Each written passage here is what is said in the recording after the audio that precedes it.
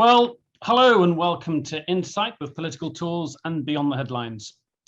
In the flurry of headlines about COVID, threats of Russian invasion, not to mention Boris Johnson's future, you may not have heard the news from Bosnia. Milorad Dodik, the leader of the Bosnian Serb entity, wants to pull his government out of Bosnia's federal government. Were that to happen, it would effectively bring an end to the peace settlement that ended the Bosnian War. Over the years, headlines about Bosnia's demise have come and gone, but by general agreement, these show the region at its lowest ebb for a long time. By now, it was hoped that the states that made up all of former Yugoslavia would be part of the European Union, and the threat of a renewed conflict would have disappeared. So, what's gone wrong? We're going to take a broader look at the region with our next guest. She's Alida Vracic, a native of Sarajevo, and the founder of Populari, a think tank that looks at the Western Balkans. Hello and welcome, Alida. Many thanks for having me.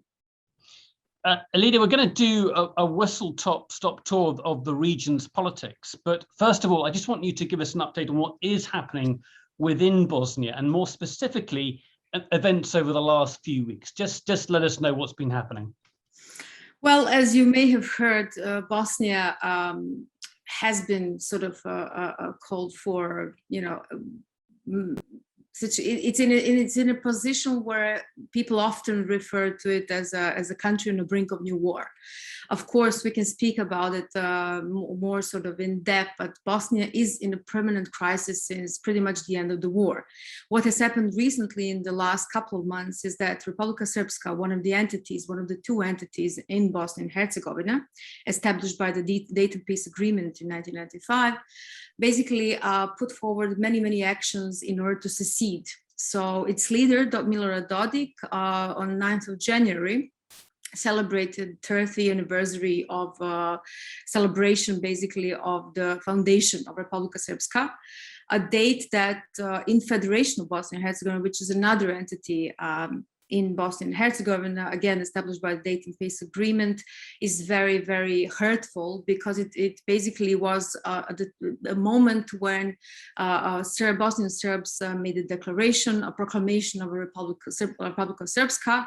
That was the start and the beginning of the war that took 100,000 lives, and we know what has happened in 3.5 years of the wartime. So basically this January, what we had is a series of incidents happening throughout Republika Srpska, from Janja, from Prijedor, a place where you had 65,000 Bosniaks being expelled, and many of them ended up in mass graves. You had mobs on the street chanting songs recalling Srebrenica genocide, basically calling for a new one. That was extremely, as you can imagine, intimidating and hurtful to many Bosniaks and Croats, people that are not Serbs in Republika Srpska. To put that in context, you have to remember that after the war, people returned, many people returned to Republika Srpska that were non-Serbs. And at the moment, you have 200,000 of them living throughout this entity. So having these kind of, I wouldn't say incidents, because they were organized actions by hooligans, by mobs, different groups, young people, older people. They're very intimidating, and they serve as a provocation, that actually really leads to possibly a new conflict. This aspiration for secession and eventually becoming part of something greater, which is Republic of Serbia, has been there for quite some time, but at the moment the tensions are extremely high.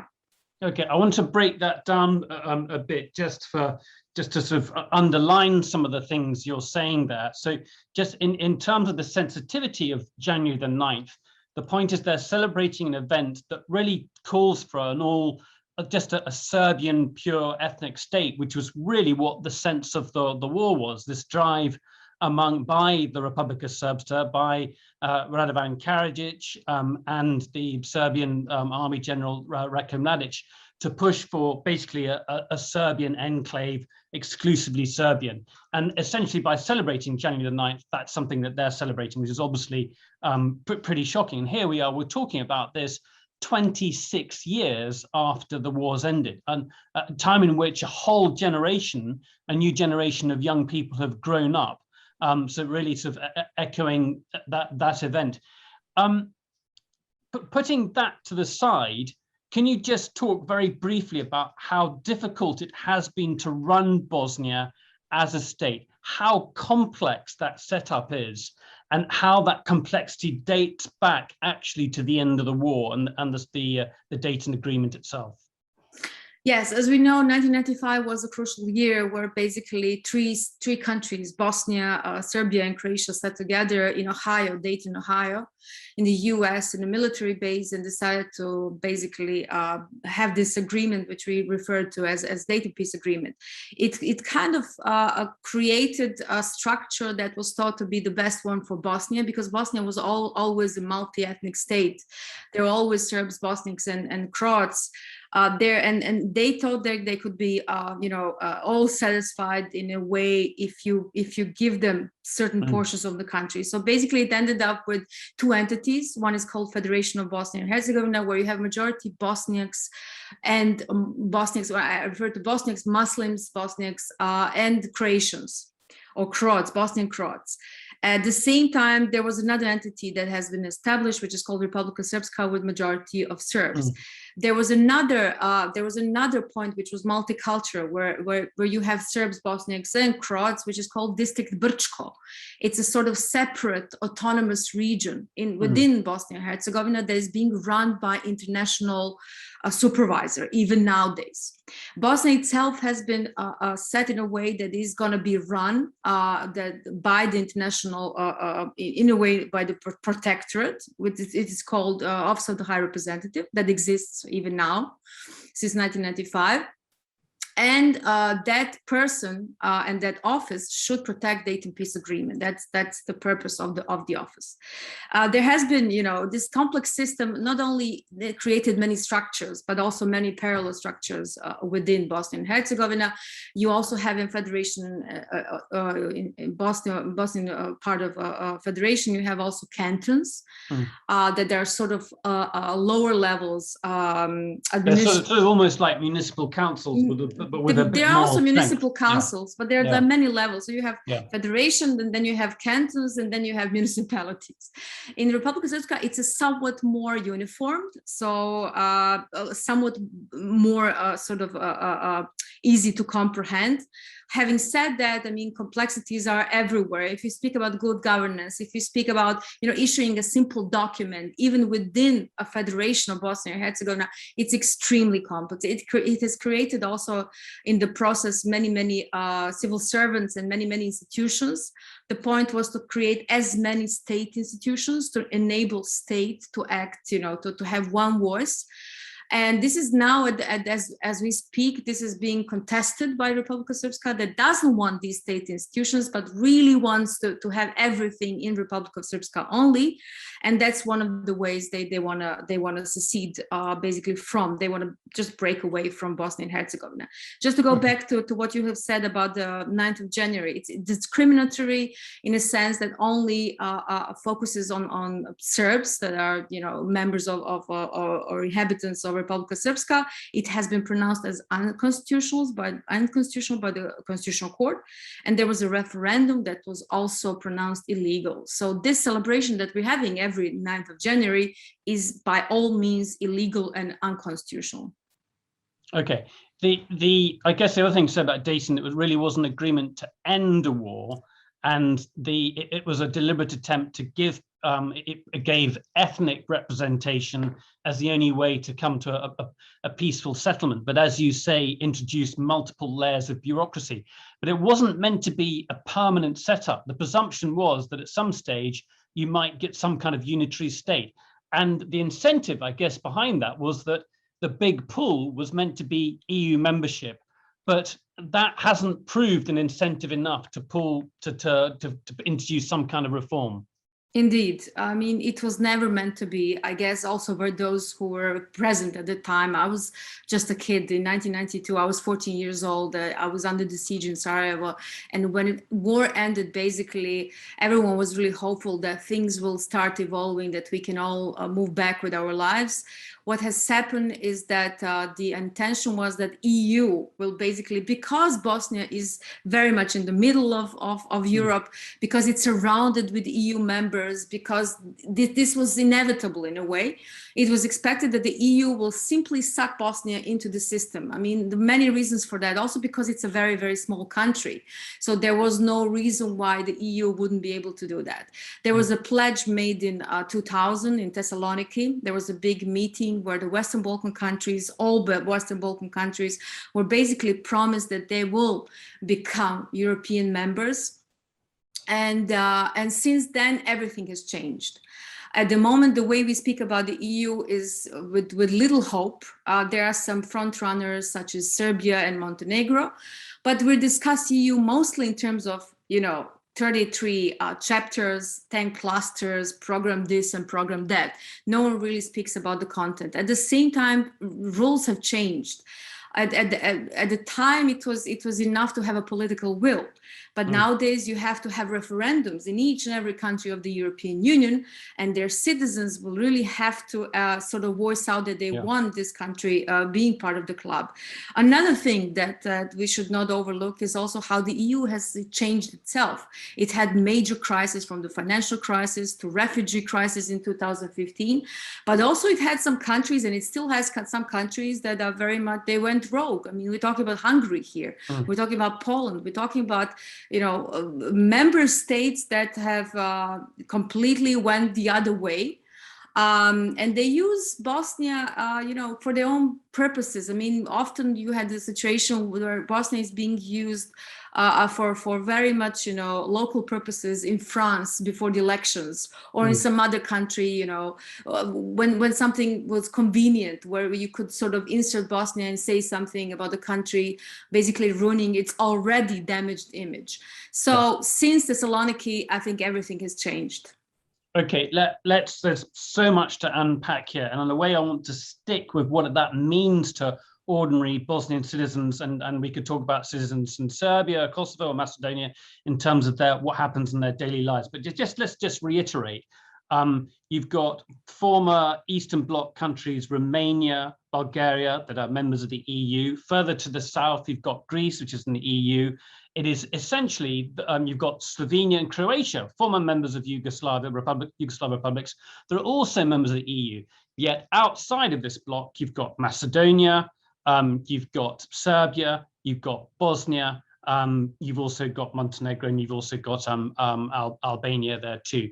So there's this sense of unfinished business. But I want to stay with Bosnia just for a second, and then we're going to draw out and look at the rest of the region, and also Europe's policies towards the region, which you've just sort of summarized in some way. If you're a Bosnian, if you're in Sarajevo, or if you're in Bachko or some other town, what are your job prospects? What's it like dealing with the local institutions? Where would you want your kids to go to grow up? What are your local ambitions? Just give me a sense of what life entails and your prospects if you're a young Bosnian. This is a perfect question, and I really try to focus on those issues because they actually matter. I mean, political discussion in Bosnia is ongoing, and often it seems, if you're reading newspapers now, it often seems like you have read this before already 5 or 10 years ago, because it's a perpetuating story. And often, actually, this political crisis and drama comes very, very handy to sort of cover up for all the sort of failures of governance in a way, because what you have is, as we speak, soup kitchens for babies are being opened in Bosnia and Herzegovina. You have, since the most recent crisis started, 150,000 people applied for visas to go abroad. You have unemployment of young people over 60%. We're talking about shortages of gas and water on daily basis throughout the winter time. Embezzlement of money throughout COVID crisis since the very beginning. Hospitals that are being completely worn out in terms of infrastructure, and medical staff that is being in Germany and not in Bosnia and Herzegovina. A striking number, more Bosnians live outside of Bosnia and Herzegovina than in Bosnia and Herzegovina. So I think I've told you everything with this, basically with these figures. This is basically what is happening. So what often politicians do And bear in mind, these are politicians that are already there for 20, 25, 26 years, as you said. They haven't really changed. And new generation hasn't got voice yet. So these people often use dramas to derail from these actual questions, you know, that they would actually have to solve, because these are the hard ones. And Milorad Dodik is a case in question. He's actually got elections coming up this year. And the sense is he wavers between Serbian nationalism and then dealing with the international community, because he wants to appeal to a more nationalist base. Absolutely. I mean, but he also hasn't come from the sky, you know, he has been created by all sorts of different actors. I mean, if we speak about Bosnia, we have to be fair, and we have to be also critical of the international community to some extent, because everything that you have in Bosnia nowadays has been created by or with an assistance of international community. Every single thing, you know, from judicial reform and institutions, state institutions, to people such as Milorad Dodik. I mean, his nickname was an American ambassador lapdog, because he was spending that much time, you know, in the US, at the embassy, trying to sort of prove himself as one of the leaders, future leaders of Bosnia and Herzegovina. And then he decided not to do it, because bear in mind, many of these politicians have seen what has happened in other countries that have become European Union members, like in Croatia. In Croatia in 2013, when it actually entered the EU and when it has become a member, you had Prime Minister ending up in jail. He's now serving and why is that? Why has he ended up? What was that? Because of corruption, because of high-level corruption everywhere. Yeah. This is exactly the pattern that they're all using. And I mean, if you compare the economically how these countries look like, I would say that Bosnia looks like Romania in 1999. Countries can change if you wave off the corruption and the level of corruption that they're currently discussing. Bosnia, I think, is somewhere with Azerbaijan. I think on the third place in the most recent list, if we look at the corruption. So, Alida, this seems to me to be the critical point, because in a moment we are going to pull back and look at some of the other countries. If you are a nationalist leader and perhaps you want to retain control of cronies, you've got interest in industries, surely it's against your interest to open up your government, although there might be lots of money coming from the EU into government coffers. The risk to you is that you can no longer control the situation, that you are more likely to end up being prosecuted for X, Y, or Z, and also that you might have less control over the electoral system and the media. That's the hesitation. Absolutely. This is what I mean. This was one of the first moves of Milorad Dodik himself. But I mean, the pattern is really visible throughout the region. He wanted to exclude foreign judges and prosecutors from the judicial councils in Bosnia and Herzegovina, so from the court and from the prosecutor's office. That was one of the first things. So if you have control over them, and if you can, you know, the secession for him means that he's got control, he's got institutions that he wants to have under control. And one of those institutions is certainly, you know, a prosecutor's office and the court. Yeah, but what you're saying is, and I'm jumping the gun here, is that if the prospect of EU membership is that strong, if it's that close on the horizon, politicians like Dodik shouldn't matter anymore, because the pull of EU membership should be so convincing that the political process, other politicians are drawn into it. Yeah, but I mean, as I explained at the beginning, I mean, European story is extremely blurry to every single citizen in the Western Balkans. It has become blurry, even more blurry over time, because we ended up with technicalities. No one really speaks about the content anymore, and people don't genuinely necessarily see their own generation by being part of the European Union. If you speak about convergence, if we speak, I mean, just look at the World Bank reports. I mean, we're talking about 50 to 100 years with the current GDP ratio and growth to actually become a part of, you know, European standard in terms of convergence, in terms of European standard salaries and so on. So, you know, if the World Bank puts the projection that way, you can imagine how demotivating that is for the citizens of the Balkans. Yeah, I don't want to get bogged down in too much technicalities, but in terms of Bosnia's application for EU membership and the kind of thing, the hurdles it have to get through, where is it?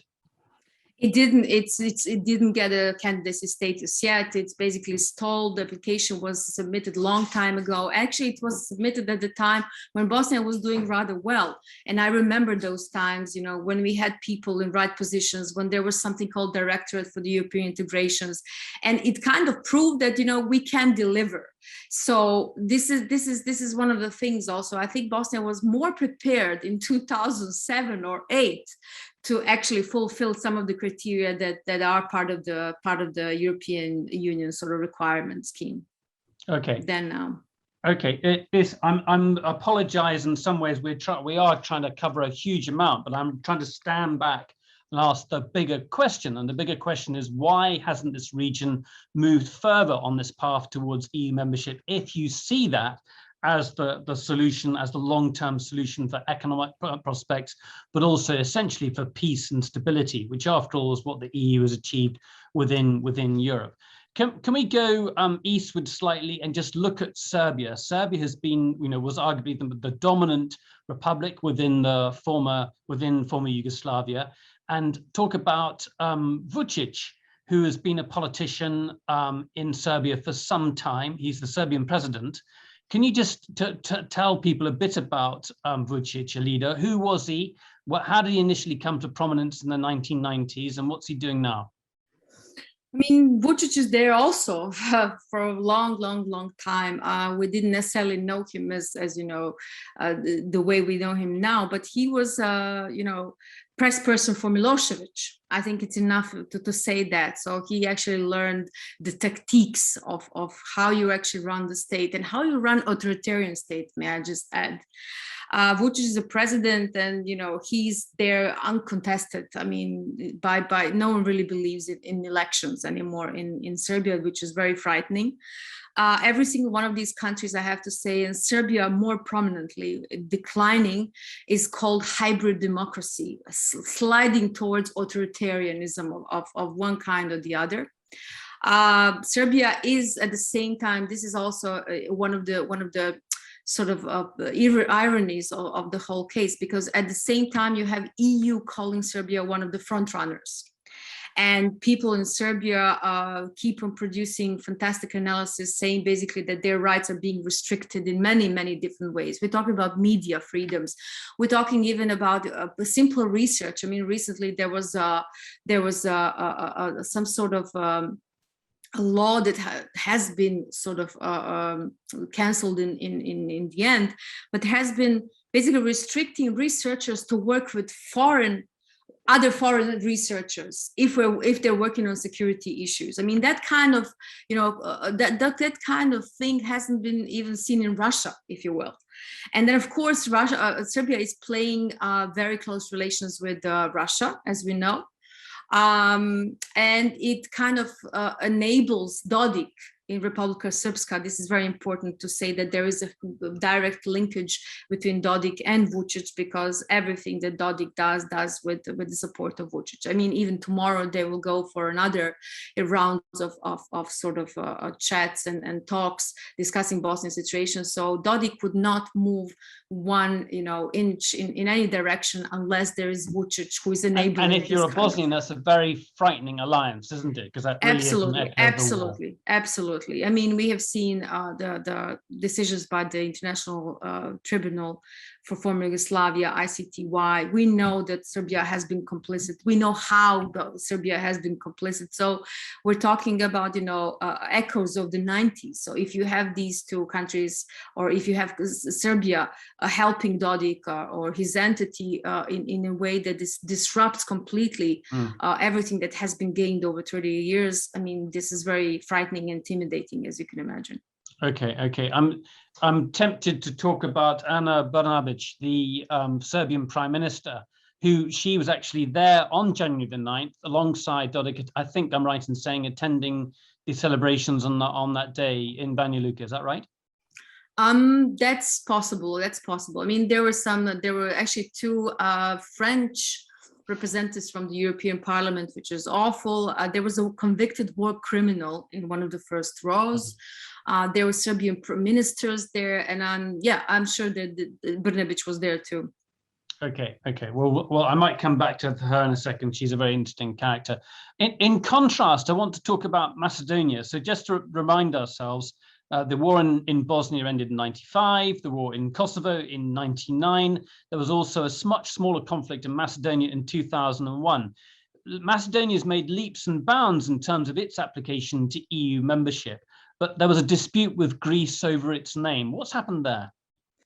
That's an interesting story, and you should refer to Macedonia as North Macedonia, because nowadays this is the name that is being used. I mean, that's a perfect example how, promises, if they're not being followed through, can really lead to something terrible. In North Macedonia case, there was a promise that basically, country will immediately, almost automatically start negotiating with the EU, and it will be on its EU path if it solves the conflict with Greece that has been a long, it's something ongoing for a long time, and it's about the name, dispute about the name. And there was a new government, very young people, very ambitious people, also educated abroad and very smart, that were looking for constructive solutions, and they have found it. So in 2018, you had so-called Prespa agreement, which was an amazing achievement. If you look at the history of the Balkans and how, different Balkan people feel about their history and how they feel about their folklore and everything else. So Prespa agreement brought this solution, and basically North Macedonia was renamed from Macedonia to North Macedonia. However, EU didn't follow through. So basically everything has been stalled.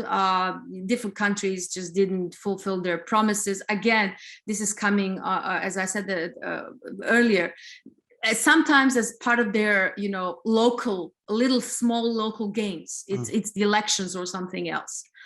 And basically since then, not much has happened with North Macedonia. Zoran Zaev, who was the prime minister, even resigned, and then he returned, but the whole momentum was lost. And this is the point about the Western Balkans. This is why I said that I think Bosnia was more prepared in 2008 than now for any sort of European bid, because there are only that many times when you have this momentum, and that was in case of North Macedonia exactly then. And it simply has been lost. And I have no idea whether it can be regained and how it can be regained, because there are not that many people who are staying in the region. I mean, EU will not have partners to discuss these things with, because immigration is so high, the highest by far in comparing it with other countries of Eastern and Central Europe.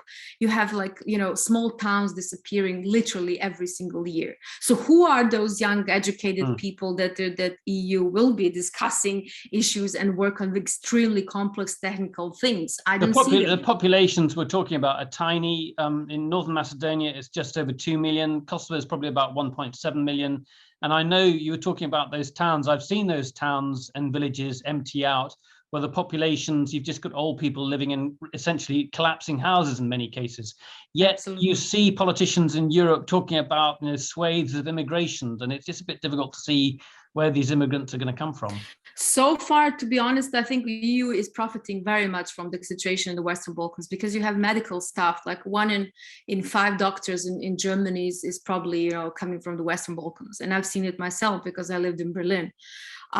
It's really, in a way, it's profiting from the situation. You have resources, you have unprotected resources, you have everything from the forest and rivers and so on. You have consortiums that are being run by different banks and different companies that are based in the EU.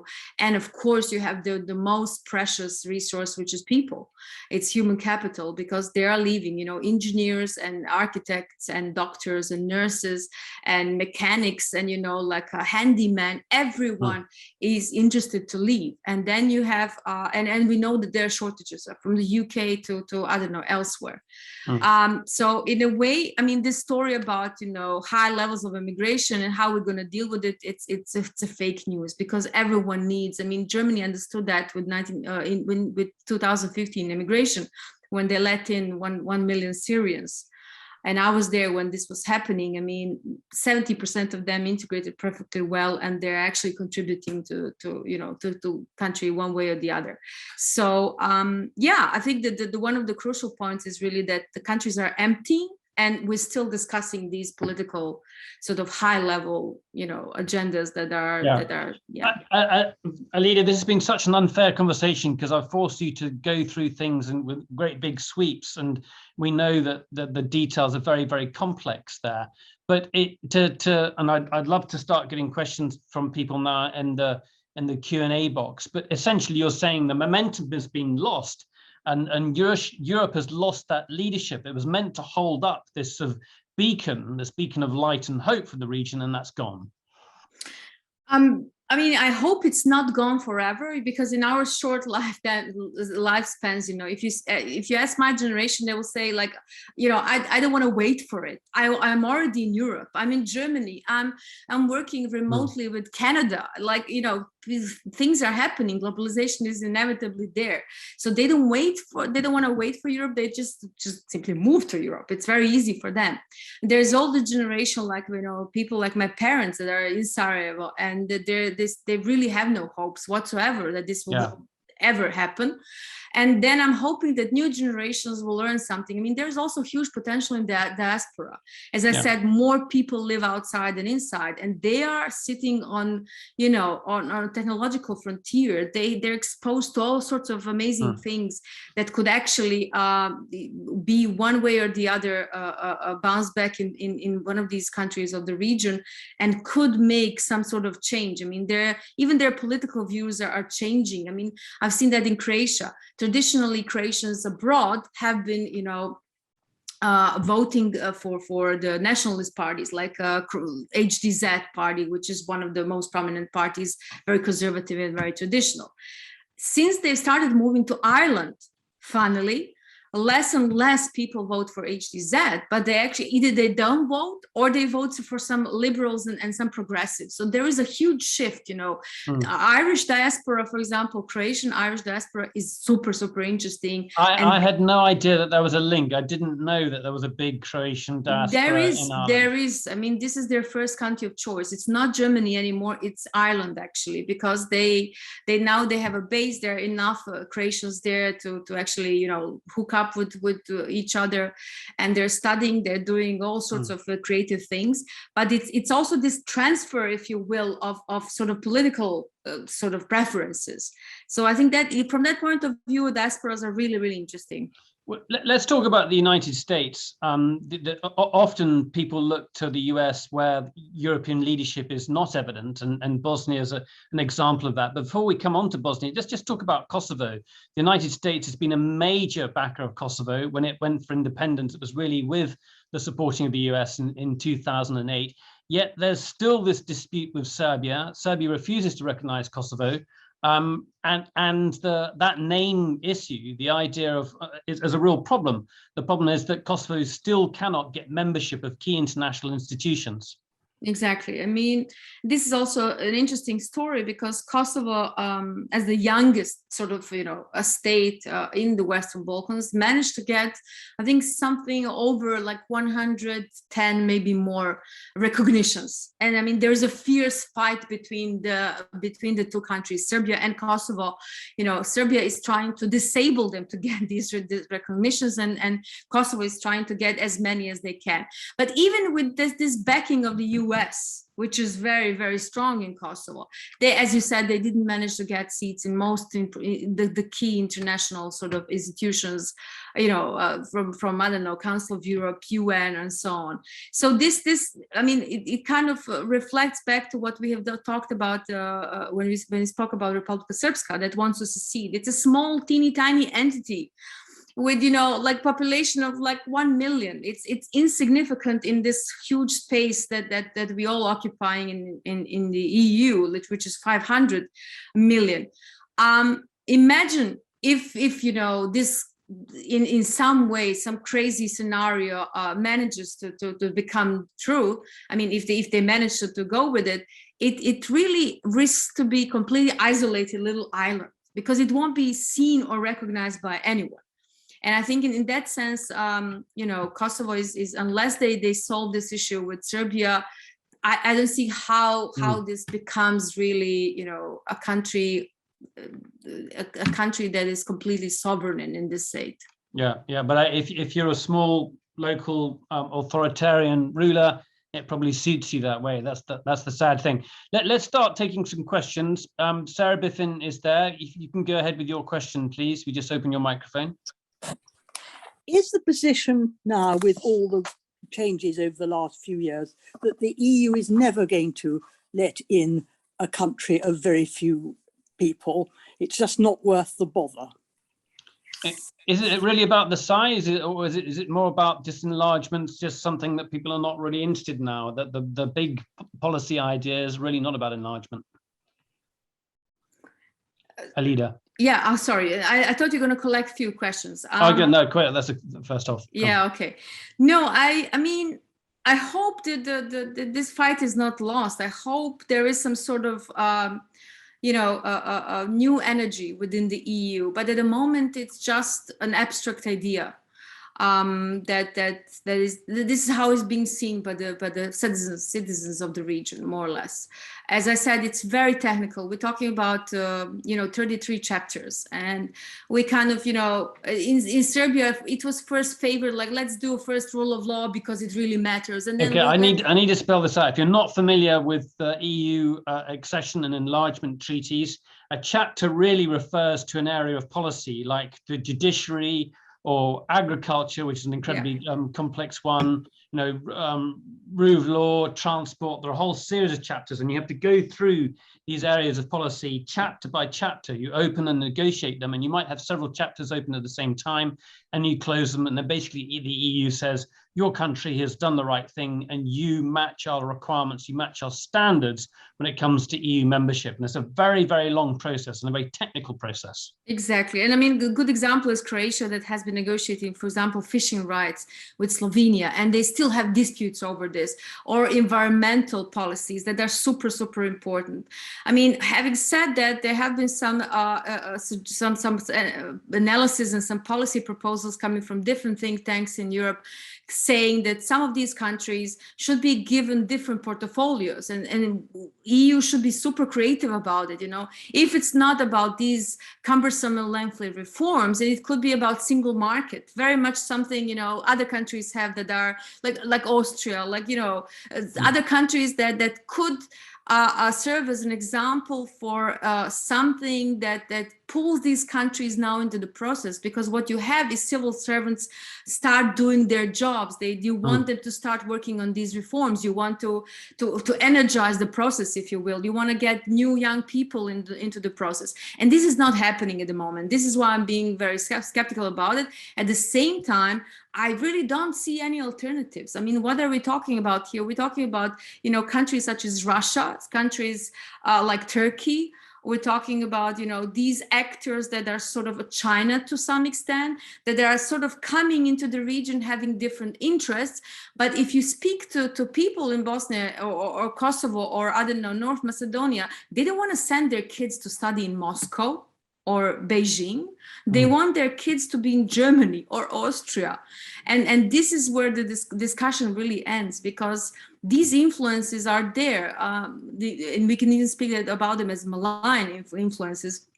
But alternative to what we see as our neighborhood, which is the European Union, doesn't really exist. So I think what needs to happen is that EU gets its grip, you know, and come up with some creative plan how really to energize the process again, and start working on different types of portfolios. I mean, it doesn't have to be, you know, everything at once, but it can be step by step, incrementally. Let's take some more questions. We've got a great question coming up from Jim Lernstein, and Jim Lernstein has some history in the region. Jim, just preface it by saying what you did first of all on Bosnia, if you don't mind. Well, my history in the region goes back to 1950, when I spent 7 months in Bosnia, the only foreigner living in Bosnia at that time, for, believe it or not, the Marshall Plan, which under a different name was providing a lot of food assistance. Then I was in the embassy in Belgrade for 3 years when George Kennan was ambassador, so I also returned to Bosnia. And then after Dayton in 1996 and 97, over the ensuing 2-year period, I came back to Bosnia every 3 months for 2 weeks as an assistant to the head of the OSCE mission. So I've had a long, tumultuous relationship with Bosnia. And my question is this: ever since Dayton, the Republika Srpska has been a nuisance, uncooperative, difficult. What would be the consequences of letting them go? Let them join Serbia. Let's get rid of the whole problem once and for all. Yeah, so Republika Srpska, good riddance. That will solve Bosnia's problems. Fair enough, Alida? No, it really won't. You know why, Jim? Because 200,000 people live in Republika Srpska that are not Serbs. Yes, I know. And this is what they don't want to give up this. You know, we talk about survivors. We're talking about people who definitely have, you know, their family members found in those mass graves. And if they have decided to return to Bratunac, to Janja, to Srebrenica, to Prijedor, normal Bosnian person doesn't see necessarily. And Alida, haven't they done so with a promise, perhaps from the international community, that they are going to be living in a multi-ethnic state and that they have rights and that they're safe to do so? Absolutely. And I mean, we haven't really, if you look at it, you know, statistically, we really didn't have that many sort of inter-ethnic incidents, if you will, on the ground, because people did move on. But then you have this toxic politics that comes every now and then. And if you turn on TV nowadays in Bosnia, it very much sounds like 1992, 1993, 1996. I mean, this is an echo of, you know, it kind of keeps on coming. So, Alida, if you were saying that if that happened, you would not be happy to stay there with your family, you would not believe that would be safe. Are you saying that?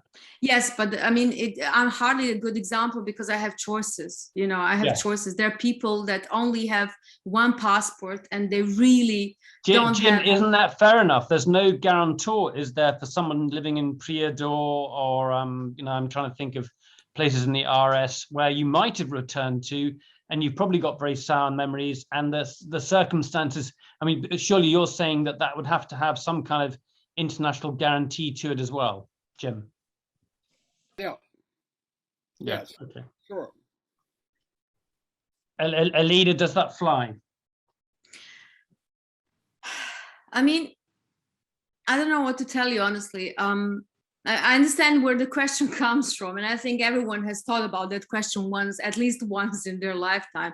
But at the same time, you know, sentiments are extremely high. I know people that were in concentration camps, and now they're in their 50s and they live in Netherlands. But they every now and then they come back to Kozarac, and they wouldn't give up this for anything in the world.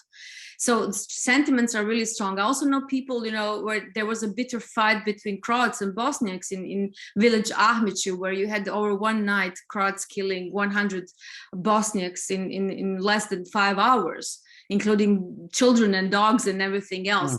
People return, they live, you know, next door. They not necessarily live together, but they live side by side.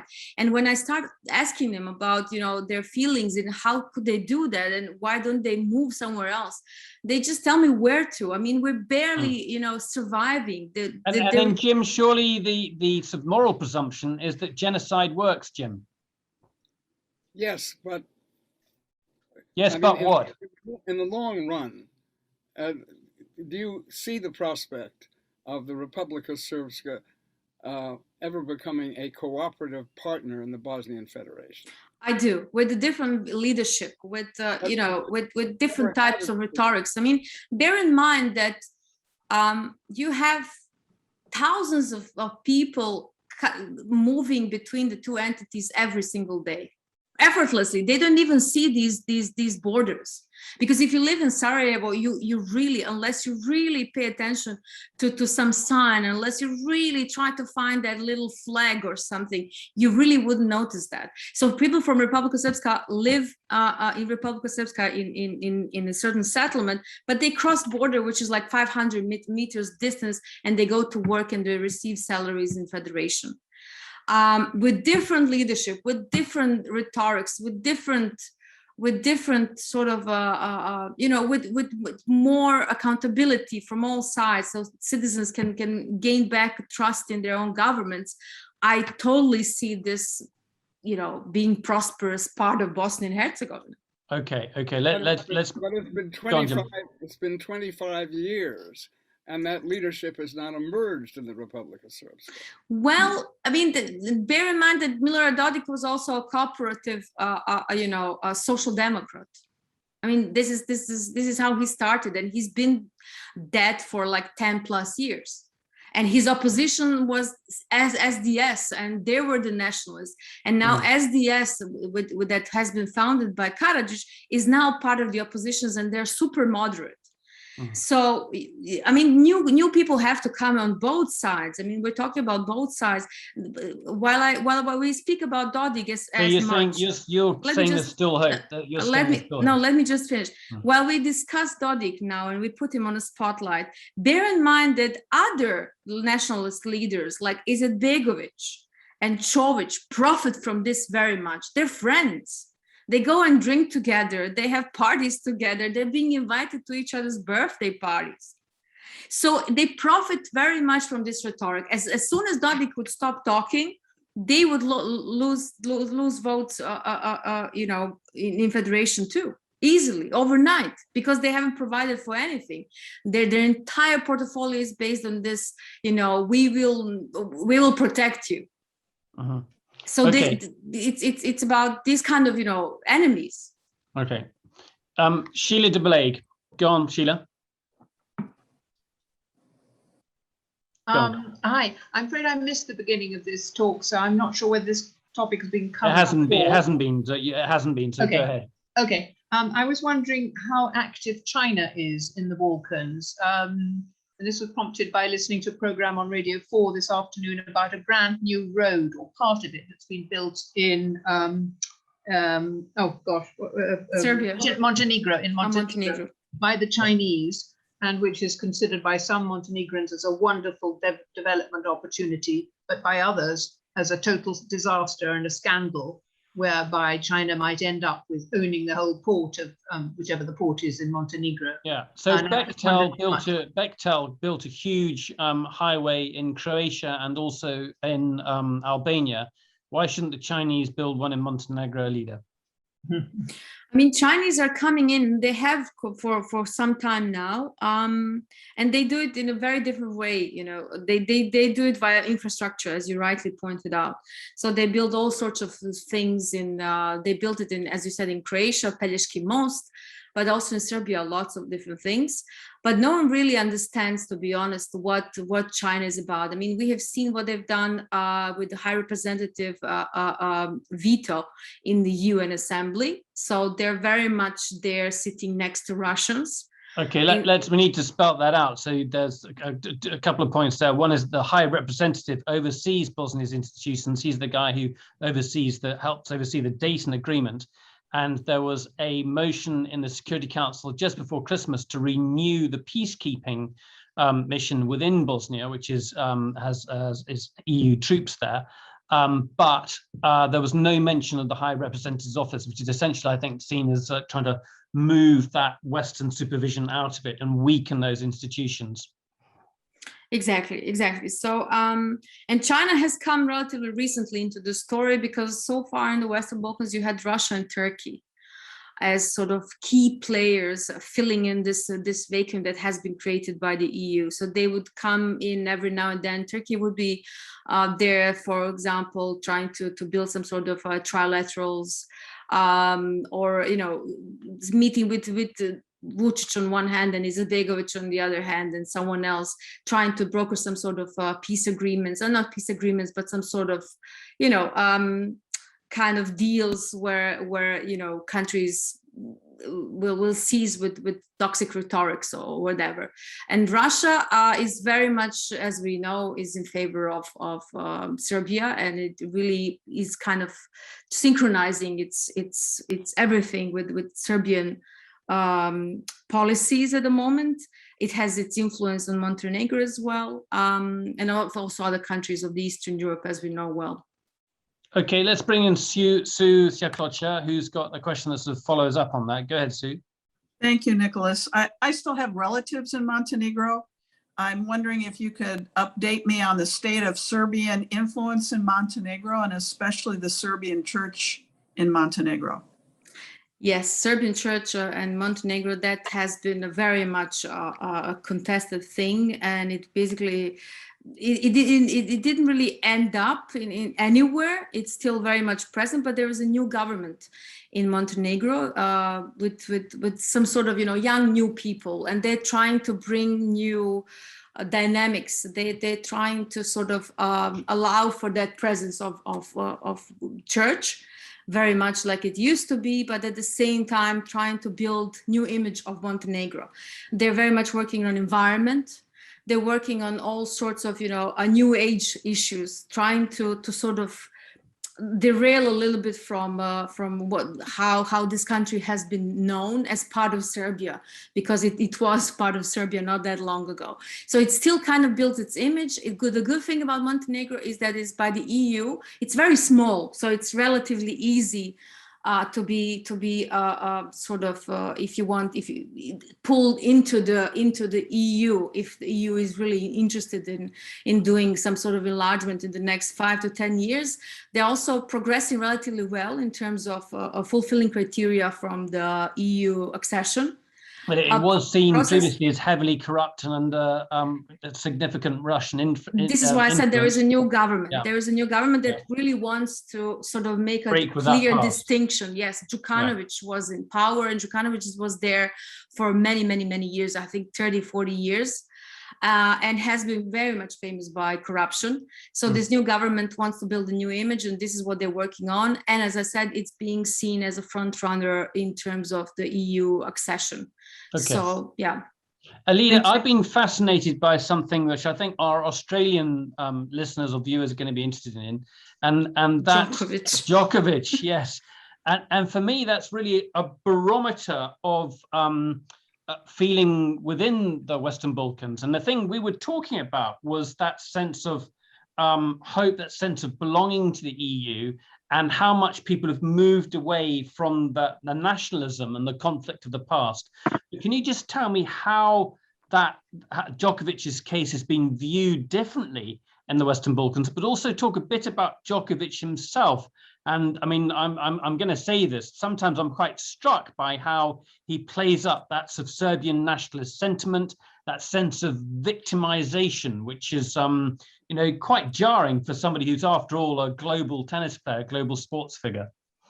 I think I share your sentiment. What else to tell you? I was really saddened by everything that has happened with Djokovic from this, not sports point of view, but this political point of view. I think his father also did disservice to him by even, appearing that much on TV and radio and elsewhere, because it was all about nationalism. It was all about, Serbs being victims, and it was about... And we're talking about the portrayal within the Serbian media here, because I think the references were to the Anglo-Saxon culture. So the Australians are clearly Anglo-Saxons, therefore they're against the Serbs, although there's an enormous Serbian diaspora actually in Australia. There is enormous Serbian diaspora. That is also frightening, yes. But at the same time, the way they kind of portrayed, the way they created his portrait over this in Serbia is just horrible, because it's everything but sports. I mean, there are rallies in Belgrade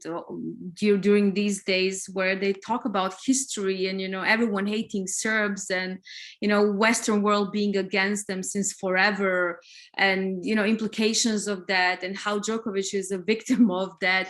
And they have forgotten completely one essential issue, that man is not vaccinated and he doesn't believe that corona exists, although he has been infected. I mean, it's as crazy as that. So I don't know what to tell you. I think it's very sad because I personally have seen him as, you know, as a Yugoslav player. I mean, for me, that it doesn't really make a difference, to be honest. I guess I'm just that generation. He's got even Goran Ivanisevic is on his training team. He's got Goran Ivanisevic on his team, and I mean, he's also, you know, he's got very interesting moves. One day he's a big a nationalist, you know, chanting some horrible songs from her Serbian history that are, you know, about slaughtering non-Serbs. And the next day he comes to Sarajevo, or he comes to Visoko, and he visits these pyramids. Apparently we have pyramids. That's a story that we have invented. And then he comes there to heal with, you know, special powers of pyramids with Bosniaks. And he says that, you know, he loves everyone, and people really greet him, you know, with a full heart. And I think we all comprehend him as part of our region, our nation. But I'm every so now chuffed and then that those something pyramids like this are still happens. going. I'm very chuffed about the pyramids still being. I read about the story in the New York Times. You should come. You should come. Yes, I went there with the founder of the pyramids back in about 2000. Oh, okay. So I'm so glad they're still there. The other thing I wanted to pick up on was this idea that there's a young generation. You talked about a young generation in Montenegro. I know we've spoken about a younger generation in Kosovo who have got. They're probably more reformist. They're interested in making the economy work. They want to make sure that the bureaucracy, you know, is moved away. And I want to come back to this Serbian Prime Minister, Ana Brnabić, who is she's worked for USAID. She's been educated in the States. She's been educated in the UK. So ostensibly, she embraces all of these ideas, yet she's allied with the person we've just been talking about earlier in the program, and that's Vučić. Just tell us a bit about Ana Brnabić and Serbia. In a way, for me, it sort of represents Serbia's sort of seesaw relationship with the West and also Russia. Yes, I mean, Brnabić was very exciting and interesting story at the beginning because, first of all, she's a woman, and second of all, she's an openly gay person. She's also young. She's educated. She's educated abroad. She's also quite versed in technology. This is her interest. This is what she wants to do. At the same time, you know, disappointment came relatively, you know, shortly after that, because what we have seen is that she pretty much mimics everything that Vučić does. So we can discuss whether that means that, you know, she's got no space and she has to do it because she just has to do it. Otherwise, she wouldn't be in that position.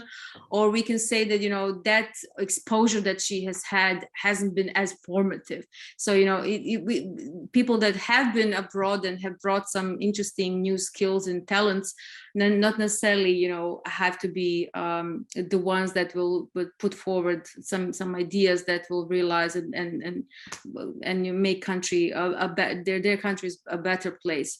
I mean, she was, I think, as I said, an excitement at the beginning, but also a disappointment for many at this stage, because if you just see what how she speaks, you know, in public appearances, and how she spins some of the things, and how she openly goes, for example, against opposition of any sort, including civil society and media, it's quite frightening, to be honest.